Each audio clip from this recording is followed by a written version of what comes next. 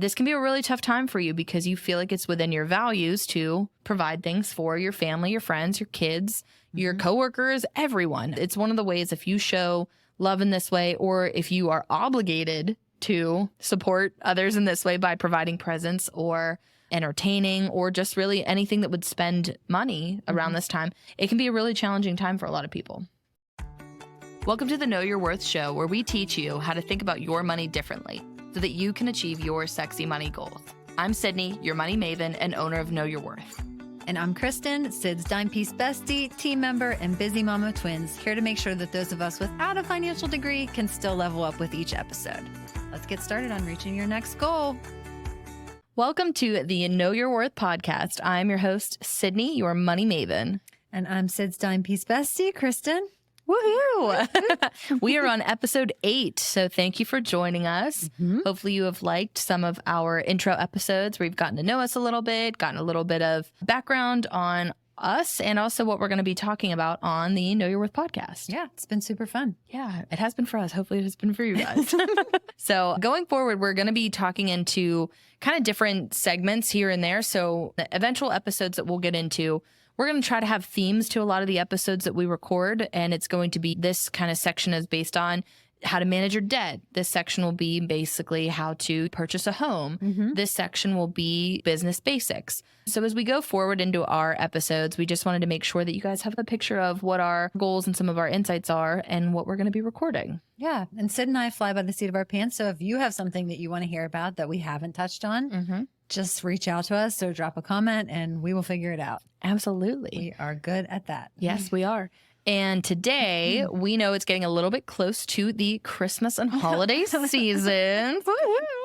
Time is a-flying. So what we wanted to do today is talk about some tips for saving money for holidays. Yeah, and then we talked about, too, how this can be translated into saving for any big special event that might be coming up, like a vacation or birthday party you have to plan, things like that. So these are pretty basic tips, but Sid always has a spin on them that makes them more interesting and doable. Well, hopefully this helps. So we're going to break this down into 6 steps, and they can be loose steps. You can combine a couple of them. You can spread them out a little bit further, but we are doing 6 steps on saving for holidays and special events.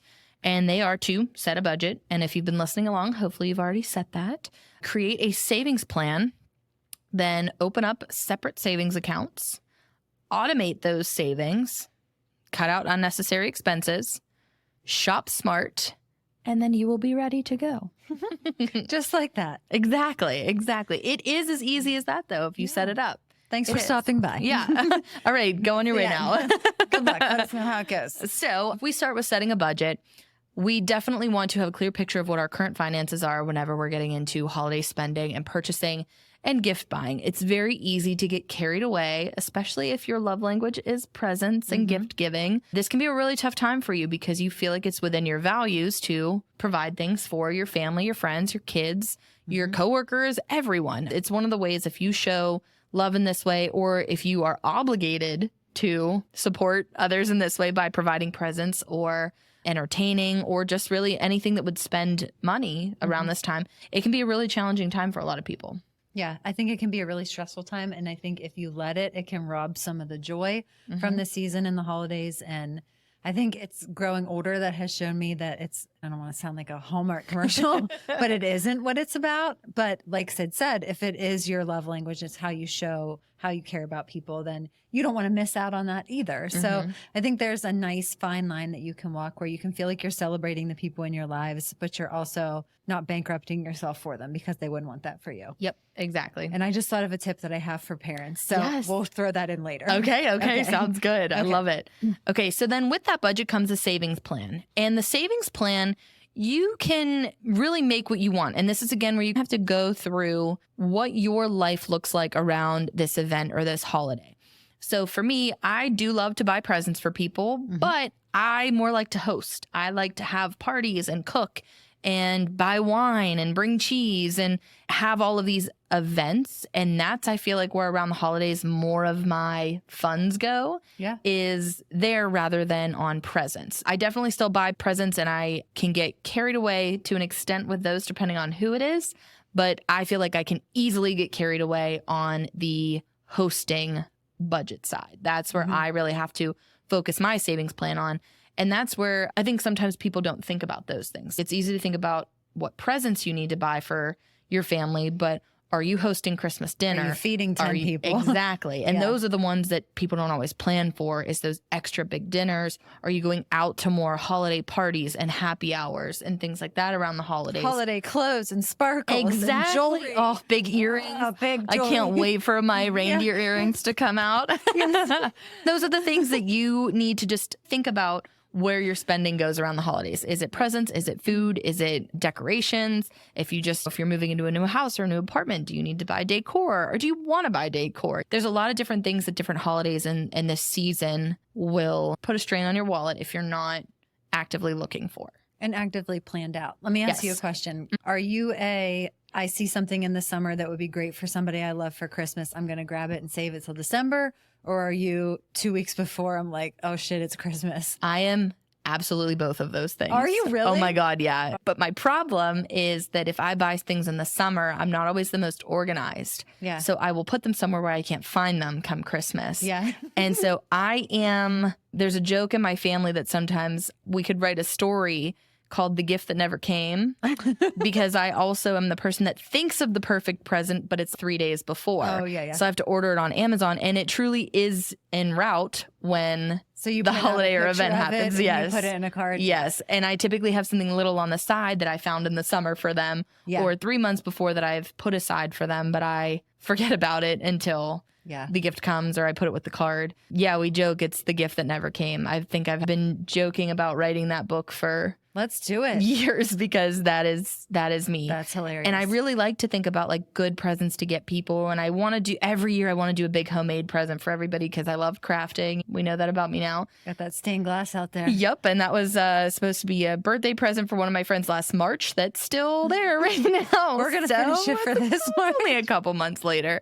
But I think I have fabric from years ago that I was going to do napkins for everyone in my family. I think about spools of yarn one year that I was going to knit everybody something. Yeah, so I'm that person where I'll think months in advance, this is what I'm going to do for Christmas this year, but I don't always follow through on it. That's a little bit of my maybe ADHD a little bit. I was like, is this a podcast on ADHD or money? yeah, a little bit of both, because go hand in hand. So. I think that I have such immediate gratification issues that when I buy somebody the gift in the summer that is supposed to be for Christmas, there's no way I'm not giving it to them immediately after I buy it. Yep. So all of my gifting is done in the 2 weeks before Christmas, where I'm just like a nightmare. And then I get to Christmas and I don't enjoy it. Oh, yeah. I'm like, I robbed my own joy. I am my own Grinch. Yeah, I do that too. I do that. I have a hard time keeping secrets with giving presents and like waiting. Yeah, who wants to wait to see the Alex. joy? Yeah, so does Alex. He's actually just as bad as I am. So, creating that savings plan is again important. Just figure out where you want to spend your money and start making a plan for it. Are you allotting $25 a person for a present? Or are you allotting $100 a person for the specific people, which is very nice. But you have to really think about what you want that spending plan to look like. Do you typically do a white elephant with your friends? Do you do a cookie exchange with your friends? Do you need new decorations? Did your outdoor lights go out last year? Do you need to buy new things? Try to start putting together the savings plan for where you want your holiday spending to go towards. Yeah. When you were talking about that, it was really helpful in my family because it started to spiral out of control where everybody was buying for everybody. And then people started having kids, and then you're buying for everybody's kids. And so we just started choosing names and setting a limit. Yeah. And when that happened, it took so much pressure off because we still had the feeling of giving and getting and enjoying together. But it wasn't like, because when you're buying for so many people, it almost becomes inauthentic. Yeah. Because you're just checking it off a list. Yep. How many Fisher Price things can I buy my niece that she doesn't need that light up and are just going to annoy my brother and sister-in-law? Yep. It's just not authentic. So I think too, talking with your family or talking with the people that you exchange with, my group of friends and I, we used to do our favorite things exchange where everybody bought the favorite thing that they use in their daily life that was like $30 or less. Oh, and that's then cool. when we exchanged, we talked about why we liked that thing so much. And I ended up like ordering half of them on Amazon anyways, but still it was on me then. Yep. Yeah. But it was like a really nice bonding thing that was not expensive, but I got to know more about my friends. So I think thinking outside the box, Yeah. pun intended. Yeah. but Yeah. Alex would have been proud of me for that one. He would have really liked that one. He would have. Finding different ways to allocate smaller amounts of money, but still have a great experience. Yeah, with I the people completely you agree. love. That is fun. I like that idea. The favorite things thing is a really good. I like that a It's lot. super fun. Yeah, It's I like wanna do Oprah's that. favorite things, except, I let's feel do like it. I'm in. Let's do it. That let's do sounds it. great. Get Okay, my own. done. All right, Mhm. so I have my savings plan. I know I'm supposed to be saving it. Where do I put it so I don't touch it? I would open up a separate savings account and have that to just be for events like these holidays and just start allocating that money right away as much as you can. There are a couple different options for opening up a separate savings account. For the most part, the banks that we would see and that we'd see our clients and some of our friends use, you could just go in and open up another savings account right within that bank. One of the other things that I know that my mom was always a big proponent of, and they do through the school districts that they work at, is they partner with a credit union. And the credit union can set up almost like a Christmas envelope that you would automate a part of your direct deposit from your paycheck to go right into that at a credit union as well. So I know my mom loves that with the credit union, that they do that. But similarly, you can open up a separate savings account. You could use that Acorns account. I know there's some like technicalities with the Acorns account that it's also an investment account. So you just need to make sure that you're looking at when that would be deposited, because they have to sell the funds and things like that on that kind of an account.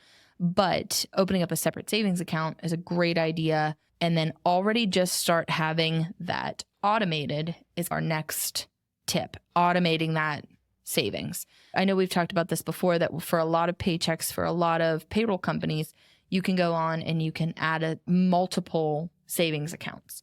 So you could have a separate one where you are just pulling that automatically every single paycheck. If it's $50 a paycheck, is just going right into that account, something little, just putting it right aside. You typically won't even know that something that small is gone. It's filling up your gas tank one more time. It's, Starbucks a couple times. If it's something that you can put aside, and again, it's still your money. It's not going somewhere where you can't get it if you do need it for an emergency, but automating that as much as possible.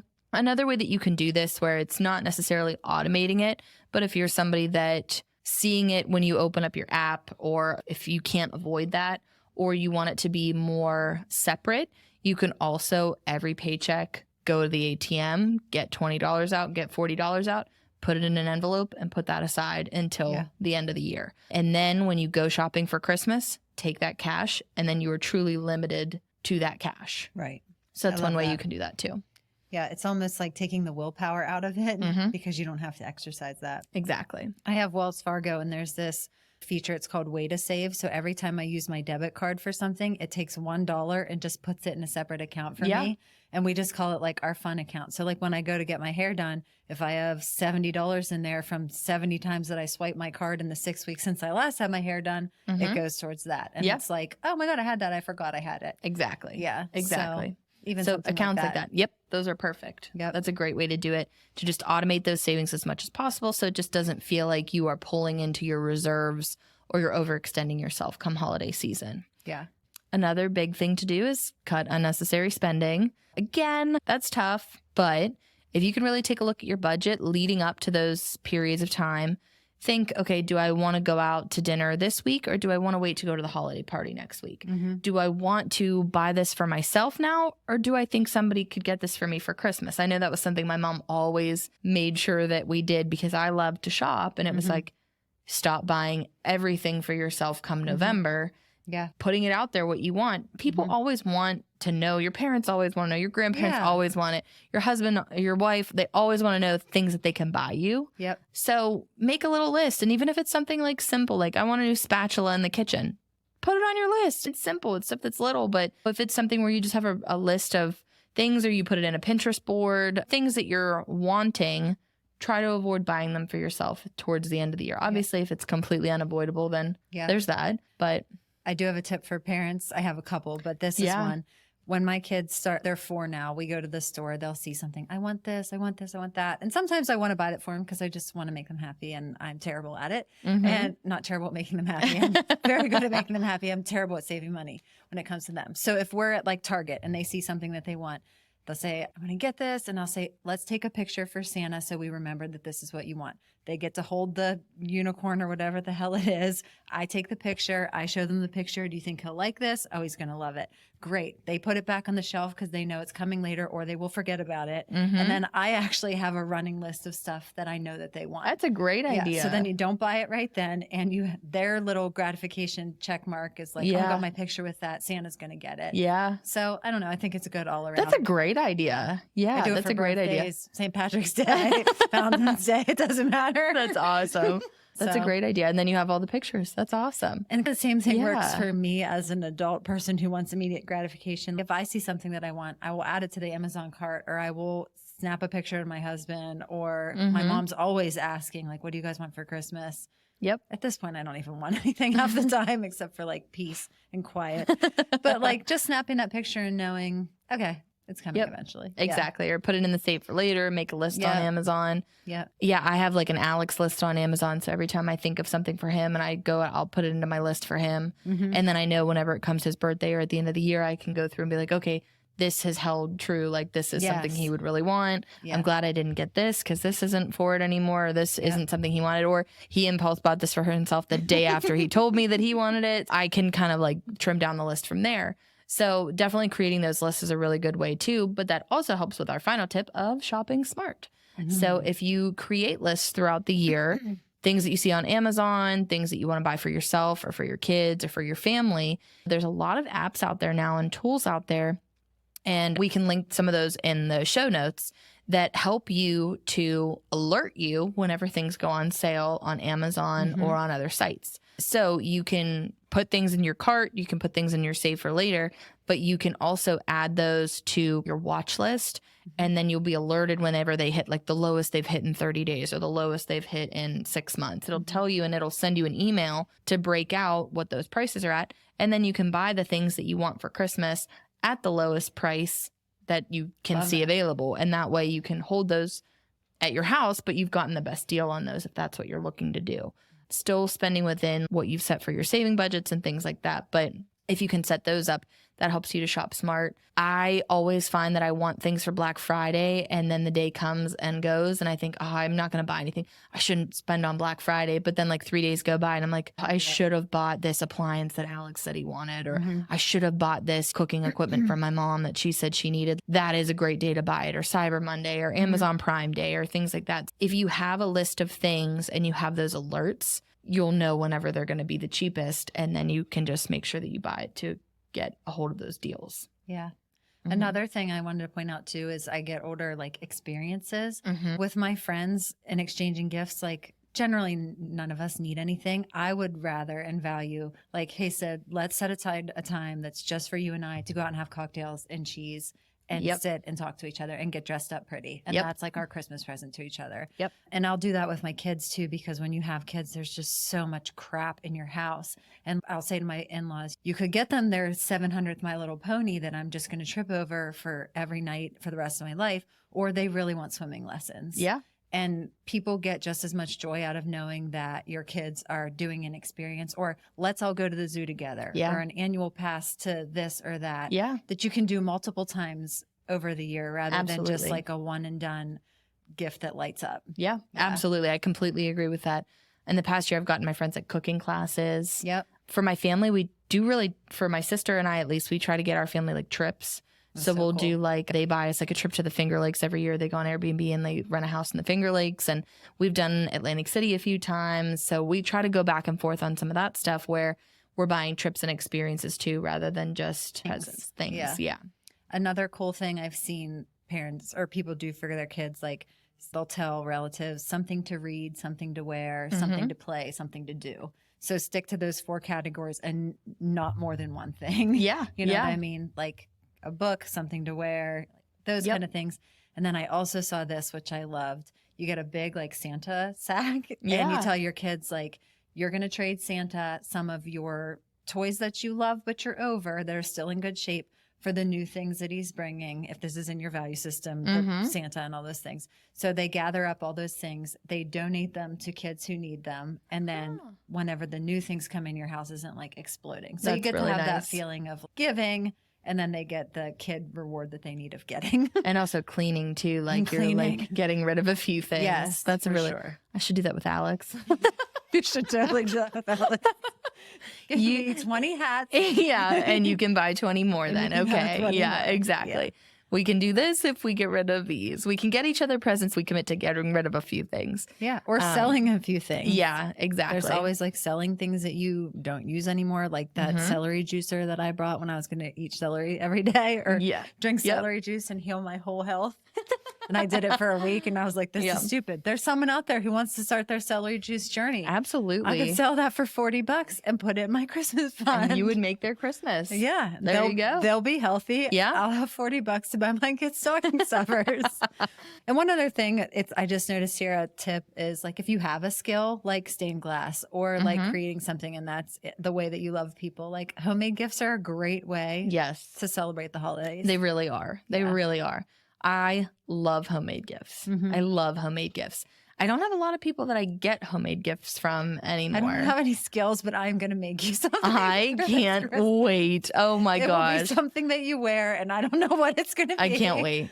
I can't wait. That sounds amazing. But I think all these tips can be used for any special event. Really. Yeah, absolutely. I completely agree. I also think that one of the things that we have a tendency to do is go overboard with certain things with Christmas too. I know for the first 2 years we were in our new house, I went so overboard with decorations. Like, do you do inflatables in your front yard? No, I don't do inflatables in our front yard. We're not an inflatable front yard family. Mostly because our front yard's all rocks, so we really can't do inflatables in the front yard. But also, I just feel like they're going to blow away, and I'd be like terrified that they're all going to blow away. Yeah, I can't do the inflatables. Okay. Are you guys an inflatable front yard family? I have never been an inflatable front yard family, but my kids would love it. I was waiting for the butt. Yeah. I was waiting for the butt. I could like get behind it now. Oh my gosh. Yeah. You can come over and ride my inflatable. That sounds amazing. Yeah. That sounds amazing. I'll just work that into my budget, a $400 reindeer. Yeah, I think that sounds so good. Oh my gosh, I love it. I love lights. Like I love lights outside. I want roof lights, but Alex did a good job putting them up on our roof. Growing up, my dad was always afraid of heights, so he wouldn't get on the roof to do it. So as soon as we moved into our new house, or we were looking for a new house, I told Alex that was like one of the things I wanted was like roof lights. And what's funny with that is that our roof is so steep that we've had multiple roofers turn down projects at our house because it's so steep. But Alex got up there for me and put the lights on the roof. Is a Christmas gift in itself. Yeah. So I risked my life for you. But in the past like 2 years since we've been in our house for like 5 or 6, this I think will be our 6th Christmas in our house. We've really gotten over putting up all of our decorations, and we don't even have kids. We're not like, my parents are like, oh, it's exhausting to do all the decorations. I'm like, I know. And meanwhile, it's only been like 5 years that I've been doing it. They've been doing it for much longer. Yeah. And so I know that I love it. And luckily Alex loves it too. So typically I'll go to work one day and I'll come home and it's all done because he likes to surprise me with them, which is like a dream come true. But I found that if it were up to me anymore, I wouldn't have as many decorations as I do already. Knowing that, again, with the decorations, if you're buying new, you should get rid of things. You should clear out. You should get Facebook Marketplace, donate, Goodwill, just give to your neighbor, give to someone that's buying a house because they're so excited that's all they want is to decorate for the holidays if they're anything like me. But then it just becomes so exhausting to have so much decoration. So I know that that's something that is absolutely not within my budget anymore is decorations. I'm good. I don't need it anymore. Sometimes I get sucked into the displays and the things like that. And I'm like, I don't think I have this snow-crusted tree that would look great on my mantle. And then I get home and I have like 4 that look exactly like it. Take inventory of what you have before you go out. I know it's tempting. It's so tempting. It is. Yeah. Alex and I, whenever we travel, what we buy whenever we travel is a Christmas tree ornament. And so that way it's nice because when we travel, we don't pick up too many things, T-shirts and things like that here and there, or just like stuff here and there. But it's also then we can pack it away. Yeah. But then at Christmas, it's fun that we go through all of our ornaments and we can relive all of our like really trips whenever we get to the holidays. So that's what we do. And that's like the only new decor that I add. I have a lot from that first year. I need to really get rid of some of it. But yeah. And for me, it's the hosting. So I have all the tablescapes. I have all that stuff. And I use a lot of that. But if I have to buy anything else, it will really only be within that value set of like hosting. It won't be, and like wanting people to come over and eat and enjoy and celebrate. So it won't be on the yard ornaments and stuff like that at our house right now, because someday I can picture a house filled with. I think as soon as our inflatable, our one day eventual kids ask Alex for it, he's just gonna go ham on the front yard. Yeah. Awesome. Yeah, absolutely. I hope this was helpful into just aligning your thoughts for Christmas and things coming up, and that it does not have to be as stressful as it can be sometimes. We know that it is a hard time. So hopefully this gave you a little bit of insight to make things a little smoother, a little easier, a little more joy filled, and that you can have the holidays be happy and stress free. Yeah. If you have any tips, please let us know too, because we'll share them, and absolutely. We're all doing this life thing together. So yep. Help us help you and help everyone else. Yeah, absolutely. And we'll link some of this stuff in the show notes for the types of savings accounts that you can have and how to automate some of those. And then also some of those shop smart tools for tracking when products are cheap.